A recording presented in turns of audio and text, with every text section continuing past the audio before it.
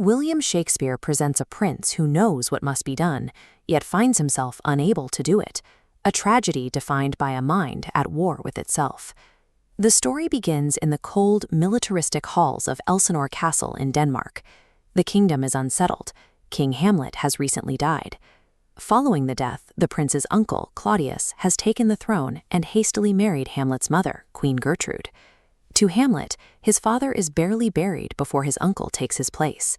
This immediate betrayal creates a foundation of profound alienation, paralyzing the prince before the supernatural plot even begins. The situation shifts when castle guards and Prince Hamlet's friend, Horatio, witness an apparition on the battlements that looks exactly like the dead king. When the prince confronts the ghost, the spirit claims he was murdered, that Claudius poured poison into his ear while he slept in the garden. The ghost issues a single, uncompromising mandate to the prince: avenge his murder. Instead of immediate action, Hamlet pauses. He questions whether the ghost is truly his father or an evil entity sent to deceive him. This single moment of doubt shifts the focus from the act of revenge to the necessity of proof. Hamlet stops to demand absolute certainty, and the pursuit of that evidence effectively halts his momentum. To buy time and investigate his uncle safely, Hamlet decides to feign madness. The castle quickly turns into a network of surveillance. Claudius recruits Hamlet's friends, Rosencrantz and Guildenstern, to spy on him, while the advisor Polonius monitors the prince under the guise of investigating lovesickness for his daughter, Ophelia. Elsinore becomes a maze of deception.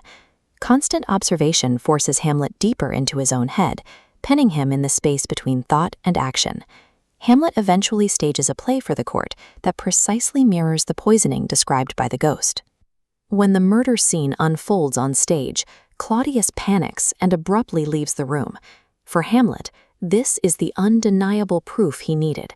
Revenge is finally within reach when Hamlet finds Claudius alone and vulnerable in prayer. Yet he delays again.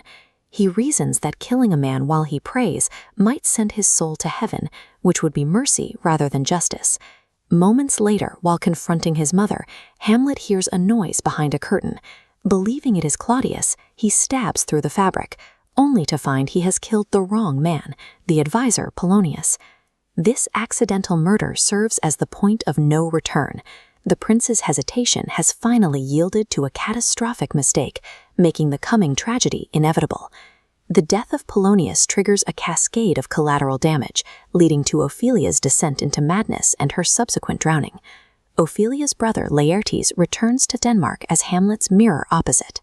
While Hamlet is paralyzed by thought, Laertes demands immediate action to avenge his own father. Claudius weaponizes this rage to orchestrate a rigged fencing match, preparing a poisoned blade and a backup cup of poisoned wine for Hamlet. The final scene descends into chaos. The queen drinks the poison, the swords are swapped, and both men are fatally wounded. Before he dies, Laertes confesses the king's plot. Only when he is actively dying and stripped of the time to overthink does Hamlet finally kill Claudius. The cost of the delay is total. Hamlet dies, leaving a decimated Denmark to be claimed by the Norwegian prince, Fortinbras. Shakespeare presents uncertainty, rather than a murderous uncle, as the true villain of the story. The play endures because it explores the consequences of moral paralysis, the heavy toll exacted when a character refuses to make a choice. Hamlet remains a warning about what fear and doubt can do to the soul when thinking replaces living. To see how these themes unfold in the prince's own words, watch our next breakdown of his most famous soliloquies.